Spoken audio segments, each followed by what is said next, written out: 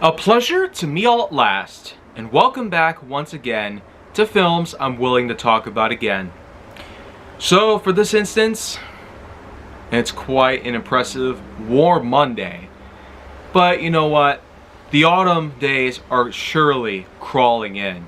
The leaves have been changing colors, the days have been growing a bit short, and the temperatures have cooled down quite a bit.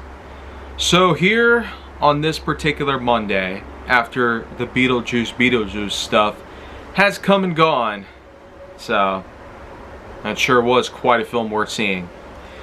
Anyways though, I feel like that with the release of Transformers 1 on the way now, I could probably spend some time working on another series. Well, that of which could probably be Pixar's Cars. Yeah.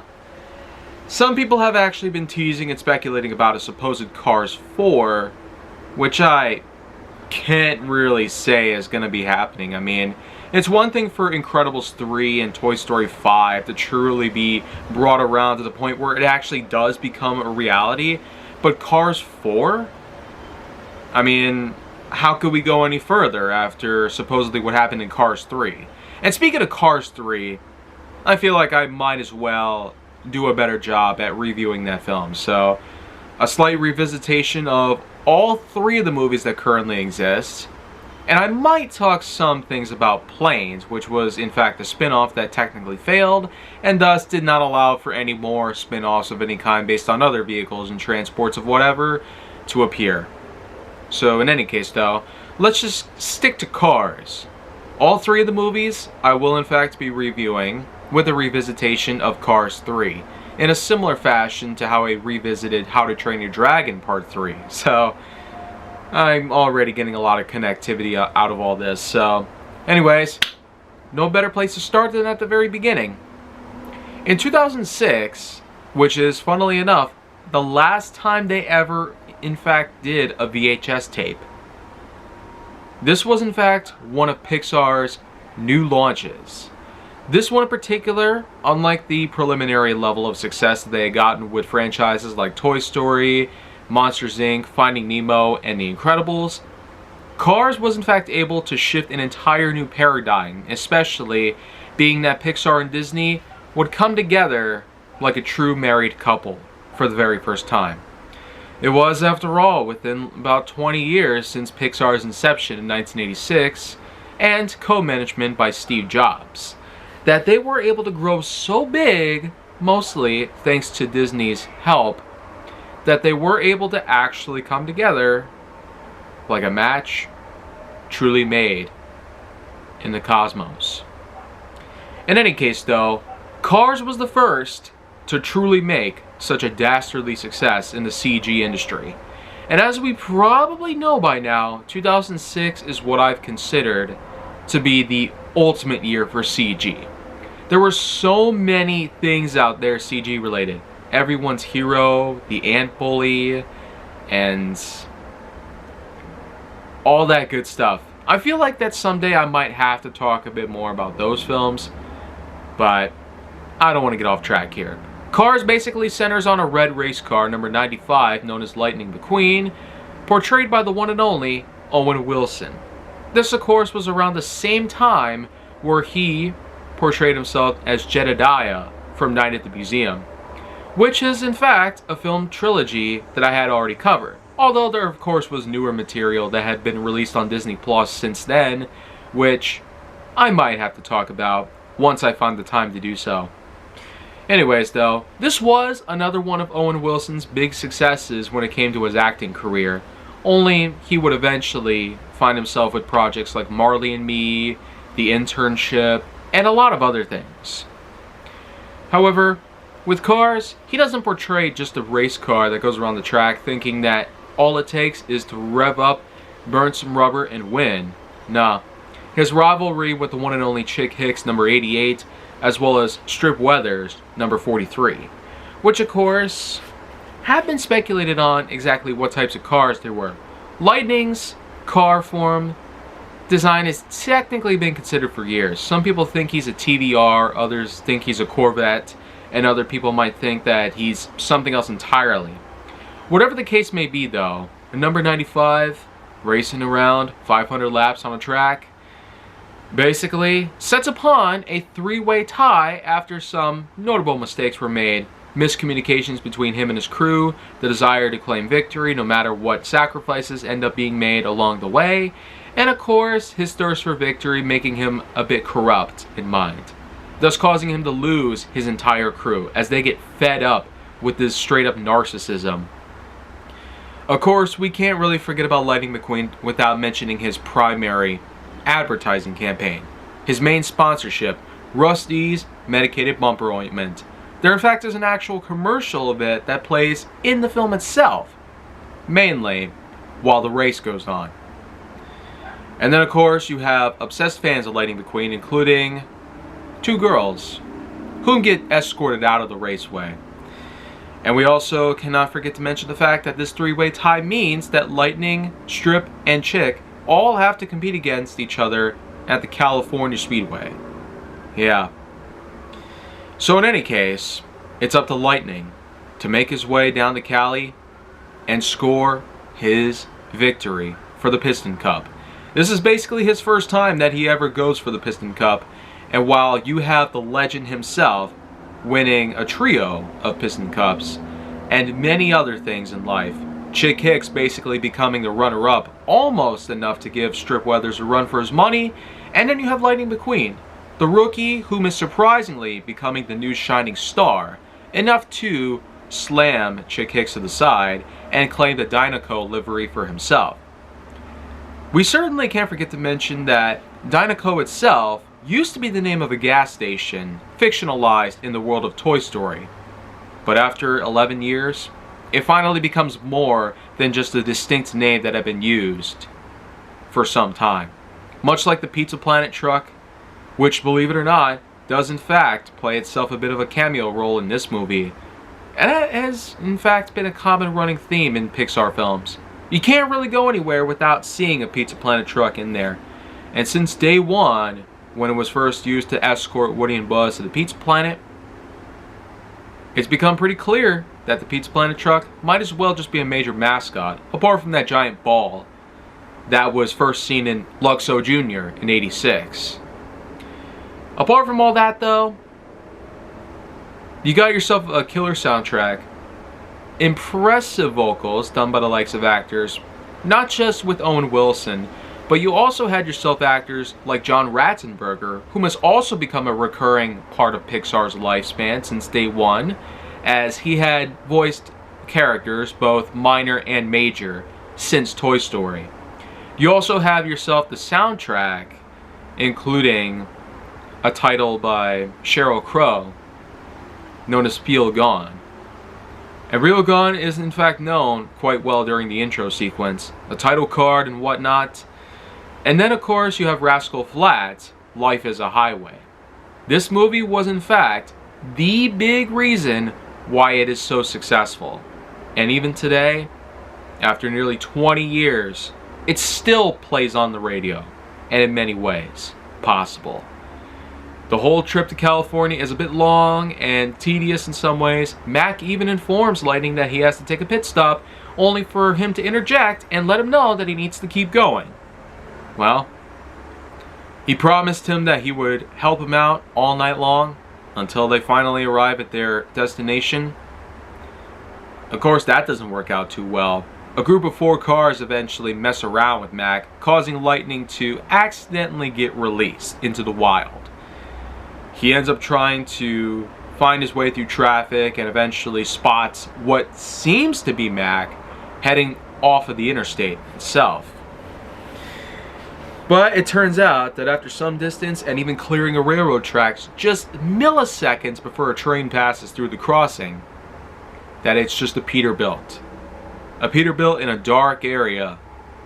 Lightning again tries to find his way back, but it doesn't work so well. He ends up passing a sheriff whom is just sitting nearby, and the sheriff sounds his sirens off and fires his guns at him. Turns out that's just the result of a bad exhaust causing him to backfire. And while Lightning doesn't know anything about this, he certainly doesn't know what else he's doing out there. He's just speeding into a certain township. A township that has in fact has a population of itself. So, what do we see here? Lightning becomes the unintentional invader of a small town on Route 66. The town in question is known as Radiator Springs. It's basically in the middle of nowhere, which is quite unfortunate, as with a lot of towns, villages, and whatnot. There's always that likelihood that they may never truly get visited by tourists, customers, and whatnot. You have a tire shop, a gas station, a special fueling station, and then you also have yourself a training academy, a motel with traffic cones, and who could forget, you even have yourself the municipal structures and a garage. So Radiator Springs is certainly packed with a number of different things, even have their own characters who own, maintain, and accompany the businesses in question. However, in the case of Lightning McQueen's little entry into the town of Radiator Springs, it doesn't go so well. He gets entangled in wires, grabs a statue that is sitting in front of the fire station, knocks over some plants, tears up the road, and eventually causes himself to get so badly mangled in all that mess, he ends up hanging from above. He later falls unconscious with the sheriff approaching him, claiming he's in a heap of trouble. And when Lightning wakes up, he realizes that he really is lost. And Mac also finds out that he's lost, because the trailer door opens by the time they make it to California, and once he opens it, Lightning is missing. He's not inside, and as a result, they try to go out on a search party to find him. Until then, McQueen wakes up after a long night to find a tow truck in front of him, voiced by the one and only Larry the Cable Guy. Yeah. Sometime after we had last seen Larry the Cable Guy, it's impressive that he was able to make his way into Disney and Pixar property. But in any case, Tow Mater, as his name is, basically does a lot of stuff with Lightning McQueen. His friendly interactions and his somewhat hillbilly attitude only goes to show that he can only do so much. However, he does in fact have his own setup by any means. He has his own junkyard, complete with loads of parts, that will in fact become crucial later in the plot. In any case, he tries to free Lightning McQueen. McQueen gets denied, only allowed free with a parking boot to enter the courtroom where the one and only Doc Hudson is at. At first, Hudson wants McQueen out of the town until the others come up with the bright idea to allow for McQueen to stay under the condition that he has the road repaired using a device known as Bessie.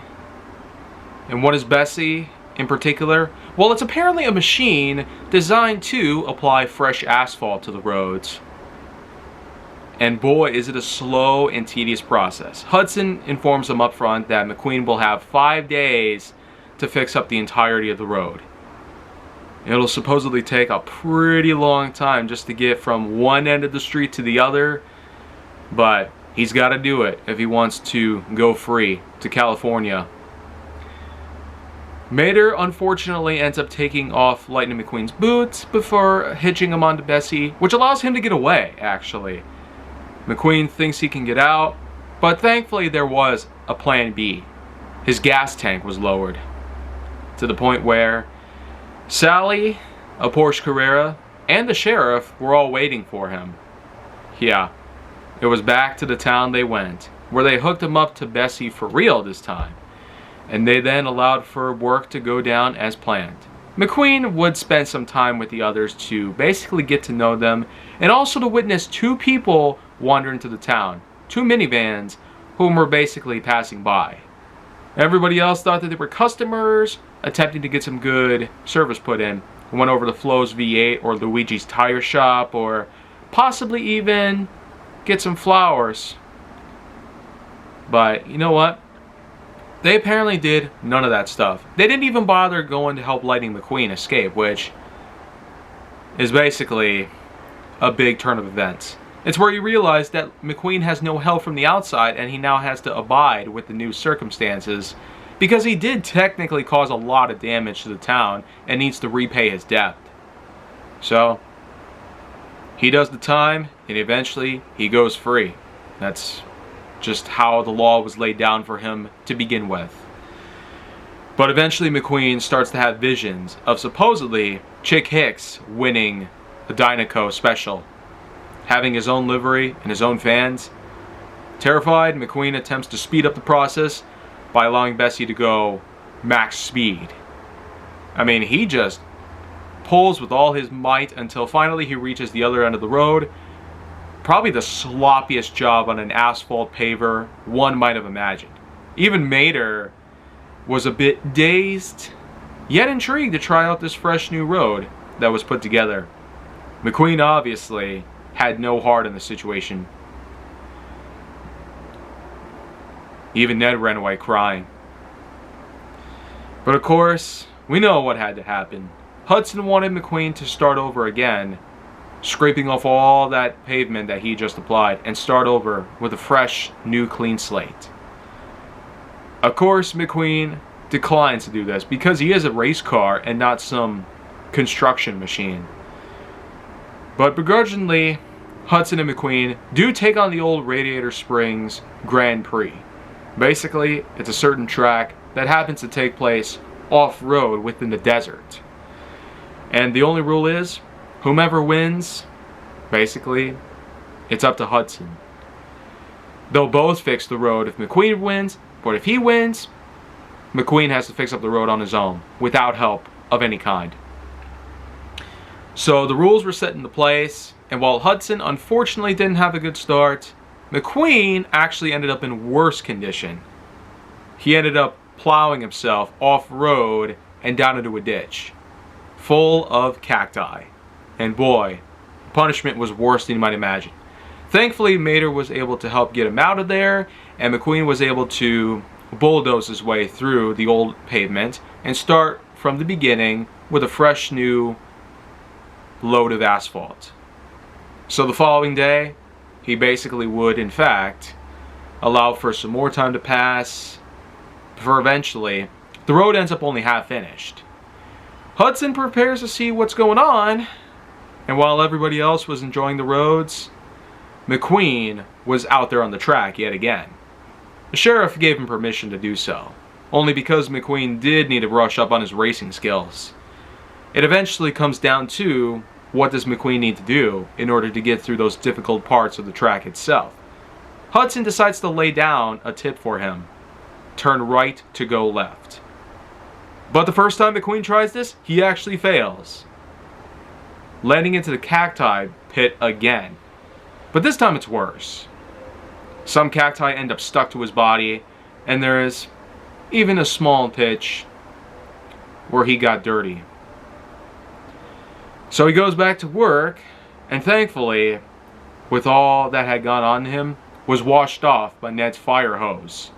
So, of course, while things might not work out McQueen's way, at least everybody else was able to help him out, give him some positive reinforcement.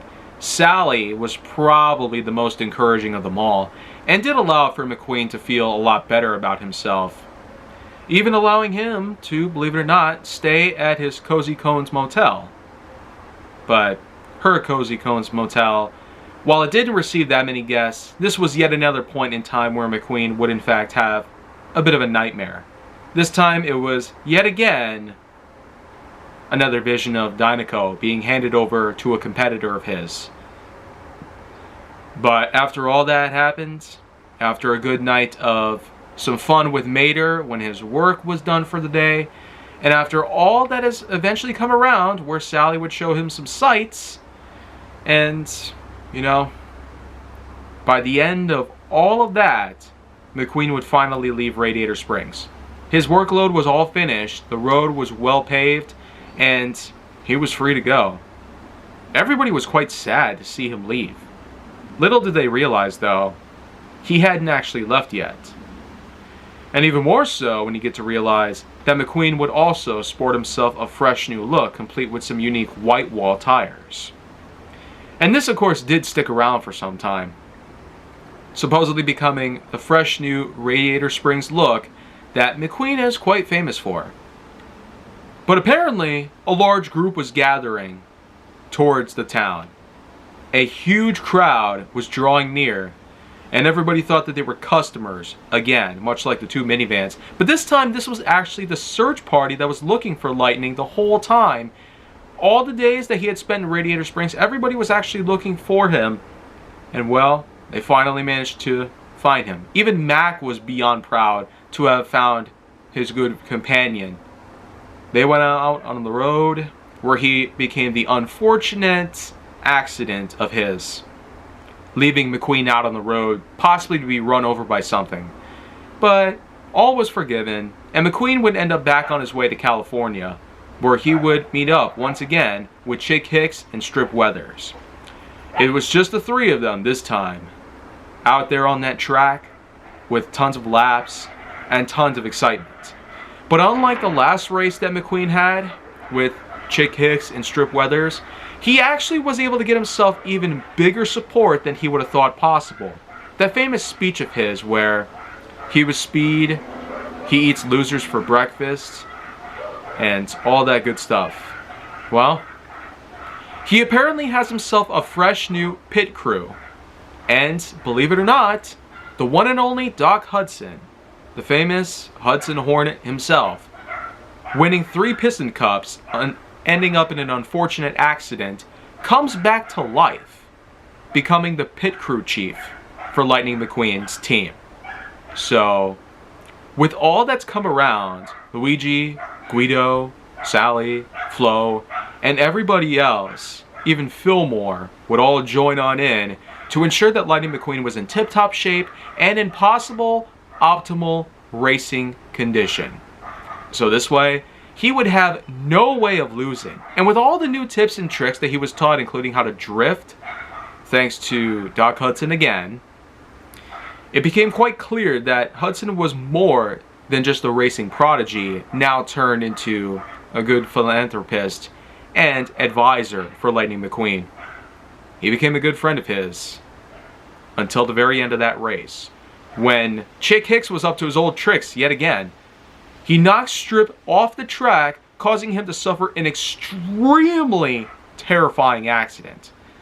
I mean, the violent rolling that he had alongside the side of the track caused Lightning to realize this was basically a repeat in history. The accident that happened to Doc Hudson certainly reminded Lightning that anyone could suffer a huge blowout. This time it was Weathers. But without thinking, Lightning decided to abandon the race in order to rescue Strip Weathers and help him reach the finish line. Something he obviously couldn't do on his own due to the high damage.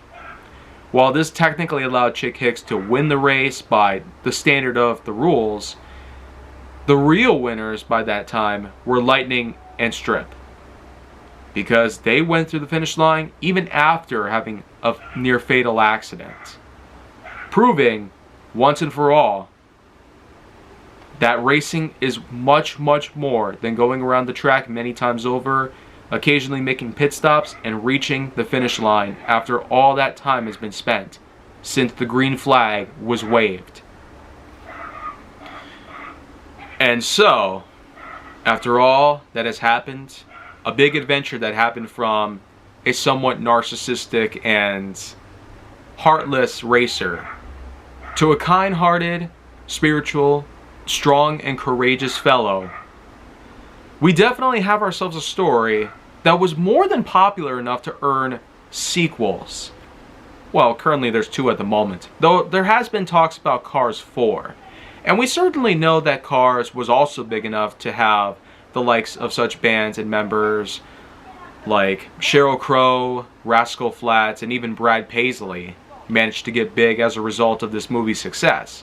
And it was also the last time that there ever truly came to be a VHS tape, because DVDs were starting to become the new firm of technology, in terms of home viewing for movies, televisions, documentaries, etc.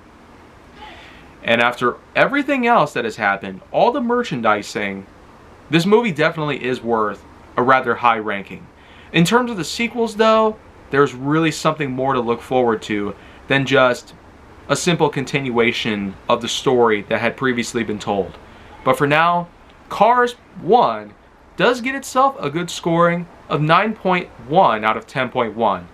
And while the sequels weren't exactly masterpiece material, they both did their best that they possibly could have. So, for Wednesday and Friday, up until the release of Transformers 1, that's basically what I'm going to focus on much more so.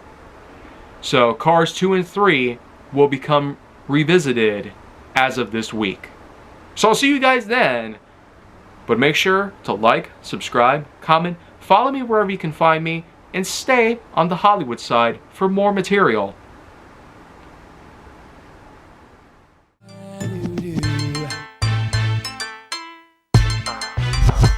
Whatever I want, I usually get.